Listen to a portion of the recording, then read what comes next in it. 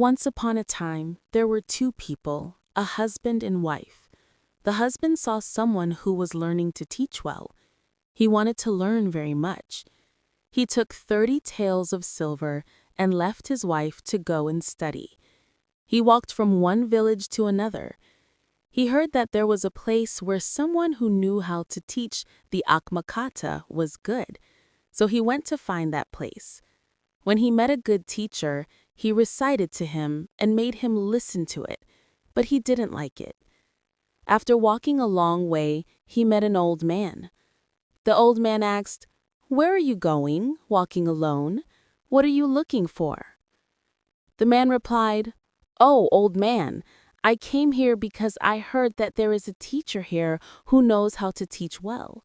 So I tried to come here, in case he knows how to teach you too." The old man replied, "I have 3 songs worth 30 taels. If you hold on to them, you will not be bored. You will be able to live as you wish. If you have any work, why don't you recite this song? It is very good." The man said, "Teacher, recite it for me. If I like it, I will take it." The old man recited it for me, saying, "Put your hands on your stomach and be full. Don't talk to women at night. Don't eat when you are hungry." The man listened and liked it, so he gave the old man 30 taels of silver and memorized the 3 songs, hoping to master them. The old man said, "If you can keep these 3 songs, I will give them to you for free, without charging a fee." The old man gave the man the money. The man said goodbye to the old man and returned to his hometown. The man kept memorizing the 3 songs, and he never forgot them. After walking a little distance, he met a merchant's ship. The man asked for his ship because he had come to his hometown. The shipmaster agreed to give him his ship because he had come. The man, since he came down from the ship, has always memorized the 3 verses and has always helped wash, maintain, and repair the ship as if it were his own. The shipmaster thought to himself, "Since he came down because of my ship, he has always worked as if it were his own." He has also loved that man, preparing food and water for him to eat every day. The man is not lazy at all. He always works hard on the ship like any other hired servant. The shipmaster thought to himself, "When I reach my country, I will give my wealth to this man to use for his business." When they sailed to the middle of a country, they saw a temple filled with food, wine, and rice, all set aside for the giants to eat. When the sailors arrived at the temple, they docked their ships and went out to see the food. There was no one there. They all ate, drank, and slept in the temple, except for one man who kept repeating, "Eat until you are full. Don't talk to women at night. Don't eat when you are hungry." He thought, "There must be a reason why all this food was prepared here. Now that everyone is eating, they must be scared." Thinking like that, he didn't dare to eat. He went up to hide on the temple beam, silently waiting to be watched. At noon, the giant arrived and was very angry, saying, "Who dares to eat all this food?" The giant said yes, and used his stick to hit the sleeping people, killing them all. The stick returned to the giant, and the giant broke the necks of all the people and ate them all. Then he looked at them with awe. The man saw the giant and was very scared. His mouth was filled with 3 songs of wisdom and thought, "If I scream, the giant might hear me and see me and eat me again." Thinking this, he jumped down from the beam, screaming loudly. The giant was very scared, threw down his stick, and ran away. The man beat himself with the stick and walked back to his village, abandoning his boat at the temple.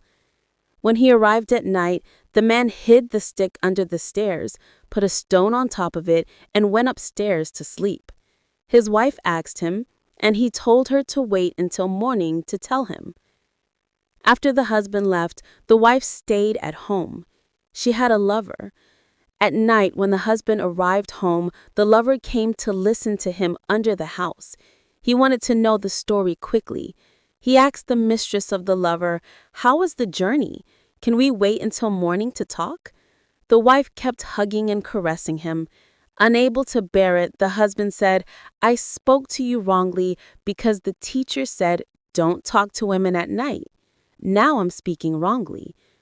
The wife asked, "What did you get when you went?" The husband said, "I only taught you 3 songs and came back. Halfway through the journey, they beat you with the stick." The wife asked, "Where have you put it now? I want to see it." The husband said, "I put it under the stairs and covered it with stones, and then fell asleep." The husband, hearing this, went under the stairs, picked up the stick, and left. When the next morning dawned, the man woke up and went to look for the stick, but could not find it. He told his wife, "I told you I didn't believe you. I said you were wrong. You kept trying to comfort me until I told you. Now that people heard, they stole the stick and disappeared." When the wife heard about it and knew that the thief had stolen it, she didn't marry him. She prepared rice for her husband to eat. The man took a rope and tied the stone that covered the stick to the ground and took it to the chief of the village to have the thief tried. The chief of the village didn't know how to judge him because the stone couldn't marry him. He cursed, "You fool! Since the ancestors, whoever sees a stick will beat you." They threatened and chased him away. The man kept dragging the stone to complain, from the village headman to the king of Yama, to the officials in every ministry. They kept chasing him away, saying he was crazy and not letting him in. The man dragged the stone to the king. He asked everything. He told the nobles, yes, they said, there is a canal, water flows through it. There is garbage, dogs pee on it. Don't think he's crazy. He's the one who dared to say that. The king said, "Okay, go back home. When I have someone call you." The man said, "Your Majesty," and bowed down and left.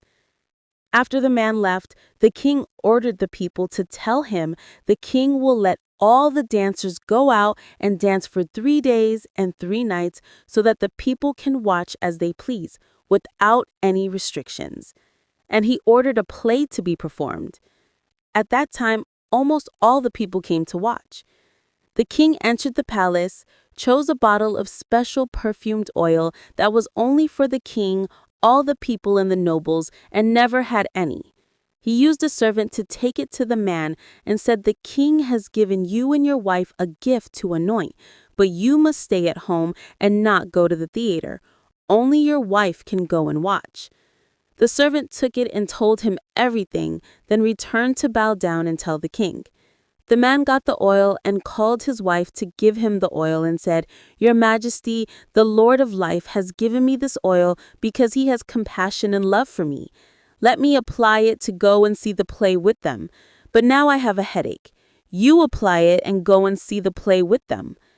The wife, hearing that her husband had given her permission to go and had given her the oil to anoint, was overjoyed, not realizing that she had been caught. She took the oil and had her husband anoint her, and they walked together to watch the play, standing side by side.